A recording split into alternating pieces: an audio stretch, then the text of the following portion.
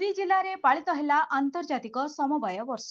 सशक्त सुदृढ़ समाज और समृद्ध जीवनर वार्ता नहीं आज पूर्वाह्न पुरीर संस्कृति भवन में आयोजित होता आंतर्जातिक समवाय वर्ष।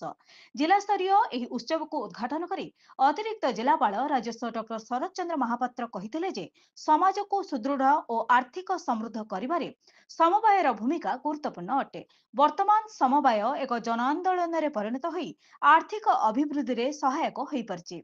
चलित वर्षर थीम भावरे महिला मानकु समवायर सहायता एक बड़ उपलब्ध। एहाकु समस्तंक सहयोग रे सफल करिबा सह समवाय सहयोग रे समृद्ध हेबो बोली से कहितिले। एहा माध्यम रे आम अर्थनीति मजबूत होई परिबो बोली कहितिले। सूचना और लोक संपर्क उपनिर्देशक संतोष कुमार सेठी, जिला मत्स्य अधिकारी Bibhuti Ranjan Raut, Puri Nimapada cooperative bank CEO Banashree Mallick प्रमुख एथिरे जोग देइथिले। एथिरे अध्यक्षता करी डीआरडीए सुनीतापति कहिथिले जे कृषि समवाय समिति गठन, लैंप्स और पैक्स माध्यम कृषि ऋण प्रदान, प्रधानमंत्री भारतीय जनऔषधि केन्द्र खोलिबा व्यवस्था होईछि। पुरी जिल्ला रे 245 पैक्स कार्य करुछि। चलित वर्ष 11,60,000 क्विंटाल धान संग्रहर धार्य लक्ष्य थिबा बेले विभाग 18,52,300 क्विंटाल धान संग्रहर सूचना देइथिले।